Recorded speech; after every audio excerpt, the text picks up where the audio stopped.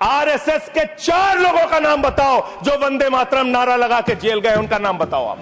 आपके पुरखे इस वक्त क्या कर रहे थे जब शहीद आजम भगत सिंह वंदे मातरम लगा रहे थे? अरे 1 रुपए में तो एक आम नहीं मिलता। आपने 1 रुपए में अडानी को 1050 एकड़ जमीन और 10 लाख आम और लीची के पेड़ दे दिए। ये मातृभूमि की वंदना। उन्होंने कहा 21 घंटे से लाइट नहीं आ रही, 21 घंटे से लाइट नहीं आ रही, व्यापार बर्बाद हो रहा है, बच्चे रो रहे हैं, हमको गर्मी में बिजली दे दो। मंत्री जी ने कहा जय श्री राम, बजरंग बली की जय, और गाड़ी में बैठ के चले गए। तो एक घटना मुझे याद आई मान्यवर, वो घटना थी उत्तर प्रदेश की। हमारे एक ऊर्जा मंत्री हैं माननीय मंत्री जी AK शर्मा जी, उनके सामने व्यापारी लोग पहुंचे। उन्होंने कहा 21 घंटे से लाइट नहीं आ रही, 21 घंटे से लाइट नहीं आ रही, व्यापार बर्बाद हो रहा है, बच्चे रो रहे हैं, हमको गर्मी में बिजली दे दो। मंत्री जी ने कहा जय श्री राम, बजरंग बली की जय, और गाड़ी में बैठ के चले गए। मैं आपके माध्यम से सरकार से पूछना चाहता हूं, क्या भगवान श्री राम ने आपको कहा है कि आप नाकारे और निकम्मे हो जाइए और जनता को अंधेरे में रखिए, बिजली ना दीजिए? यह क्या भगवान श्री राम ने आपको कहा है? यह शिक्षा आपको भगवान श्री राम ने दी है? मान्यवर, मुझे वंदे मातरम आम आदमी पार्टी की रैलियों में, आम आदमी पार्टी की सभाओं में जब भारत माता की जय और वंदे मातरम जोर जोर से लगाए जाते हैं। किसी दिन लगाने का मन हो तो आ जाना हमारी पार्टी के कार्यक्रम में, आपसे ज्यादा तेजी के साथ वहां पर वंदे मातरम लगाएंगे। सदन में भी लगाना चाहते हो लगाओ। तो आप इन नारों के पीछे, ये नारे देशभक्ति के हैं, ये नारे देश की रक्षा के हैं, ये नारे देश को आजादी दिलाने के लिए हैं। ये नारों के पीछे अपने गुनाहों को छिपाने के लिए नारे नहीं है, मैं कहना चाहता हूं मान्यवर। और आप क्या कर रहे हैं? आप इन नारों के पीछे अपने गुनाहों और अपराध को छिपाना चाहते हैं। वंदे मातरम का मतलब क्या है? वंदे मातरम का मतलब है मातृभूमि की वंदना। मातृभूमि की वंदना। हम मातृभूमि की वंदना करते हैं, तो आप कैसे मातृभूमि की वंदना कर रहे हैं? अरे 1 रुपए में तो एक आम नहीं मिलता। आपने 1 रुपए में अडानी को 1050 एकड़ जमीन और 10 लाख आम और लीची के पेड़ दे दिए। ये मातृभूमि की वंदना, ये आपकी मातृभूमि की वंदना है। आप मातृभूमि को बेचकर मातृभूमि की वंदना कर रहे हैं। ये मातृभूमि की, आज वंदे मातरम पे ही बात करूंगा सर। मातृभूमि की वंदना, मातृभूमि की वंदना हिंदुस्तान के एयरपोर्ट को बेच के नहीं हो सकती। मातृभूमि की वंदना रेल को बेच के नहीं हो सकती, सेल को बेचकर नहीं हो सकती, समुद्री तटों को बेचकर नहीं हो सकती, कोयला और गैस को बेच के नहीं हो सकती, हिंदुस्तान की जमीनों को बेच के नहीं हो सकती। तुम लोग मातृभूमि को बेचने वाले लोग हो, तुम मातृभूमि की वंदना करने वाले लोग नहीं हो। मान्यवर, वंदे मातरम पे ही सुनिए। आज वंदे मातरम के अलावा कुछ बोलूंगा ही नहीं। मातृभूमि की वंदना, इस मातृभूमि की वंदना में जब यहां पे लीडर ऑफ द अपोजिशन बोल रहे थे, मान्यवर, honourable I am not yielding sir, I am not yielding sir, sir I am not yielding sir, I am not yielding sir. जब लीडर ऑफ अपोजिशन बोल रहे थे, ऑथेंटिकेट इट प्लीज देन। जब leader, sir I am not yielding, sir I am not yielding. जब यहां पे leader of opposition बोल रहे थे, नो पॉइंट ऑफ ऑर्डर, खड़गे साहब, उनके मुंह से नो पॉइंट ऑफ ऑर्डर, दलित शब्द निकल गया, दलित शब्द निकल गया।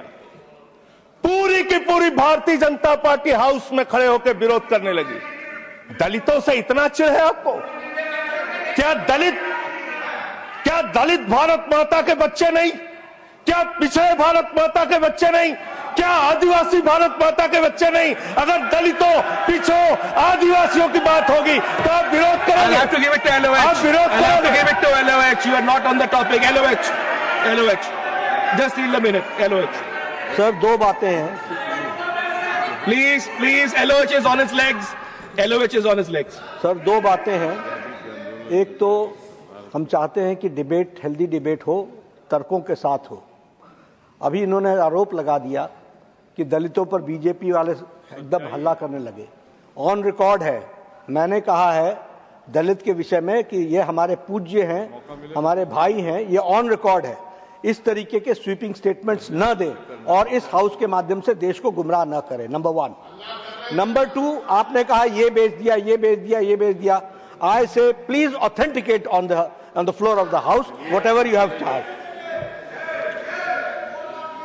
देखिए आज सर बहुत अच्छी बात गृह मंत्री जी भी कह के गए और लीडर ऑफ द हाउस भी कह रहे हैं कि जो कुछ भी मैं बोलूं उसको ऑथेंटिकेट करूं। और मैं आपसे अनुरोध कर रहा हूं सर कि अगर मैं ऑथेंटिकेट ना करूं तो मेरे खिलाफ कार्रवाई की जाए। एक एक चीज मैं ऑथेंटिकेट करूंगा। अगर मैं कोई बात कह रहा हूं तो उसको ऑथेंटिकेट करूंगा। दूसरी बात, शहीद खुदीराम बोस की बात हुई सर, कल उस सदन में चर्चा हुई। हिंदुस्तान के सबसे युवा क्रांतिकारी जिन्होंने फांसी के फंदे को चूमा, वंदे मातरम का नारा लगाया। शहीद खुदीराम बोस, शहीद रोशन सिंह, शहीद राजेंद्र लहड़ी, शहीद अशफाक उल्ला, शहीद राम प्रसाद बिस्मिल, शहीद प्रफुल्ल चाकी, हिंदुस्तान के तमाम क्रांतिकारियों ने जब फांसी के फंदे को चूमा, शहीद आजम भगत सिंह, शहीद सुखदेव, शहीद राजगुरु, सबने वंदे मातरम का नारा लगाया। सबने वंदे मातरम का नारा लगाया।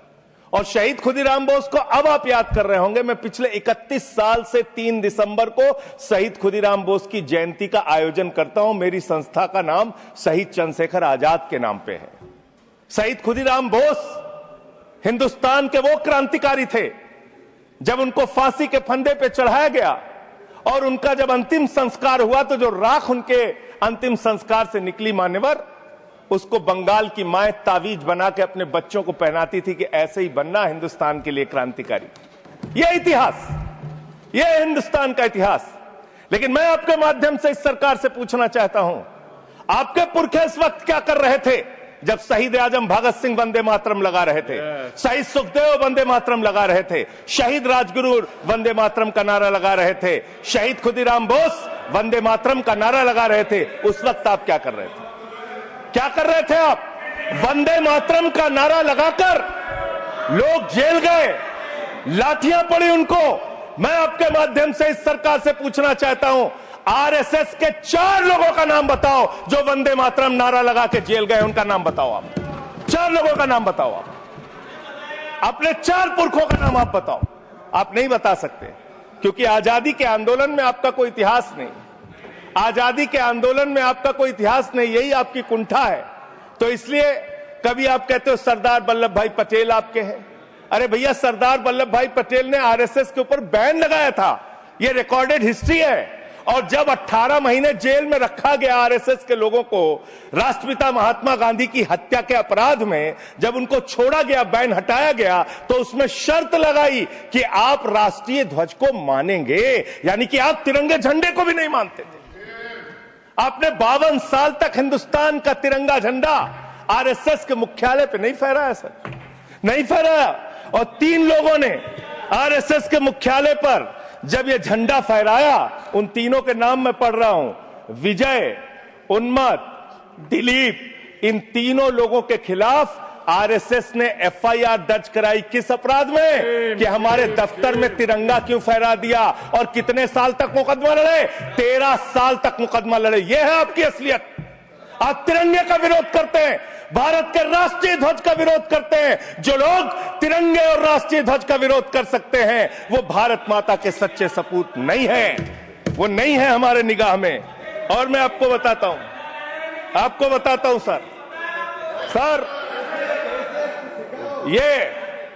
ये है 28 दिसंबर 1949 का ऑर्गेनाइजर पत्र। इसको भी रखूंगा क्योंकि आज गृह मंत्री जी और लीडर ऑफ द हाउस दोनों कह के गए रिकॉर्ड पे सारी चीजें आनी चाहिए। इसको रिकॉर्ड पे रखना चाहिए। इतिहास देश को पता चलना चाहिए, किन लोगों ने देश के साथ गद्दारी की, किन लोगों ने तिरंगे का विरोध किया, किन लोगों ने राष्ट्रगान का विरोध किया। आपको ये पढ़ के सुनाना चाहता हूं। ये ऑर्गेनाइजर है, क्या लिख रहा है? What is the moral sanction behind government's choice of Jan Gana Man, except that it can be made an item of entertainment? आप राष्ट्रगान का विरोध कर रहे हैं, आप भारत के राष्ट्रगान का विरोध कर रहे हैं। आपके मुख्य पत्र में भारत के राष्ट्रगान का विरोध लिखा गया है। इसके लिए भारत के प्रधानमंत्री को और पूरी की पूरी भारतीय जनता पार्टी को, जो अपने आप को आरएसएस को अपना आदर्श मानती है, पूरे देश से माफी मांगनी चाहिए। ये रिकॉर्ड पे लाऊंगा सर, इसको रख लीजिएगा, ये रिकॉर्ड पे रखा जाए। मान्यवर, फिर से बोल दे रहा हूं, 28 दिसंबर 1949 ऑर्गेनाइजर अखबार जो आरएसएस का मुख्य पत्र है, और इस आरएसएस के मुख्य पत्र में फिर से लिख दे रहा हूं, फिर से पढ़ दे रहा हूं क्या लिखा हुआ है। What is the moral sanction behind government's choice of Jan Gana Man? Unnecessarily it'll get provoked. It can be made an item of entertainment. Please continue. ये लिखा Sanjay ji, unnecessarily provoke. Continue. अच्छा सर, मैं आपसे ये कहना चाहता हूं कि आपने तिरंगे का विरोध किया, राष्ट्रगान का विरोध किया, वंदे मातरम आपने लगाया नहीं कभी। कोई आपका व्यक्ति देश की आजादी के आंदोलन में जेल नहीं गया कभी। आपने कोई देश के लिए, हमारे यहां अवधि में कहावत है, नाखून कटाए कि शहीद ना बना भैया। तू तो नाखूनों नहीं कटाया भैया, बिना नाखून कटाए शहीद बना चाहता है, बिना नाखून कटाए शहीद। ऐसे काम नहीं चलेगा सर। जिन्ना का भी जिक्र कल दूसरे सदन में हुआ, प्रधानमंत्री जी ने जिक्र किया। जिन्ना के साथ आपके कितने गहरे और मधुर संबंध थे, क्या इस देश के लोगों को पता है? नहीं पता, मैं बताता हूं। श्यामा प्रसाद मुखर्जी जी फजलुल हक की गवर्नमेंट में फाइनेंस मिनिस्टर थे, और फाइनेंस मिनिस्टर रहते हुए उन्होंने अंग्रेज गवर्नर को चिट्ठी लिखी थी। Shyama Prasad followed this and told Governor Herbert the administration of the Bengal province should be carried on in such a manner that in spite of the best efforts of the Congress, this Quit India movement will fail. ये चिट्ठी लिखी है। आपने भारत छोड़ो आंदोलन के खिलाफ आपके नेता, जनसंघ के पहले राष्ट्रीय अध्यक्ष और तत्कालीन गवर्नमेंट में जो वित्त मंत्री थे, उन्होंने चिट्ठी लिखी अंग्रेज गवर्नर को और कहा कि भारत छोड़ो आंदोलन, जो हिंदुस्तान के क्रांतिकारियों का आंदोलन था, जो देश की आजादी का आंदोलन था, वो आंदोलन कुचल देना चाहिए, खत्म कर देना चाहिए। ये है रिकॉर्डेड हिस्ट्री आपकी। ये आपको, आपके बारे में पूरे देश को पता रहना चाहिए। अब जिन्ना, हाँ, इसको भी सभा के पटल पर रखूंगा। जिन्ना और आपके रिश्ते क्या थे? कितने मधुर रिश्ते थे। एक राज्य में सरकार नहीं बनाई मान्यवर इन्होंने, नॉर्थ वेस्ट फ्रंटियर, सिंध प्रांत और फजलुल हक की गवर्नमेंट। फजलुल हक वो शख्स है जो पाकिस्तान बनने के बाद वहां की सरकार का गृह मंत्री बना। आपके रिश्ते उन लोगों के साथ थे, ये देश को पता होना चाहिए। इसलिए आप किसी को भी देशभक्ति का प्रमाण पत्र बांटने का काम मत कीजिए। आप वंदे मातरम लगाने का काम कर रहे हैं और देश की सुरक्षा के साथ खिलवाड़ कर रहे हैं। आप भारत की सेना को 4 साल के अग्निवीर पे लेके आ गए, जो हिंदुस्तान की सीमा की सुरक्षा करने वाले हैं, जो वंदे मातरम का नारा लगाते हैं हमारे जवान, हमारे सैनिक, जो -50 डिग्री टेम्परेचर में सियाचिन में और +50 डिग्री टेम्परेचर में जैसलमेर में भारत की सीमाओं की रक्षा करते हैं, इस मातृभूमि की रक्षा करते हैं। उनके पीठ में छुरा मारने का काम आपने किया, उनकी नौकरी 4 साल की कर दी अग्निवीर की। आपको मातृभूमि से प्यार है, आप देशभक्ति की बात करेंगे, आप देशभक्ति की बात कर रहे हैं। अरे मैंने साइकिल चोर सुना था, लॉकेट चोर सुना था, स्कूटर चोर सुना था, मैंने सुना था तमाम तरह के चोर होते हैं। आप लोग तो वोट चोर निकल गए हिंदुस्तान के अंदर। वोट चोर, 3 करोड़ वोट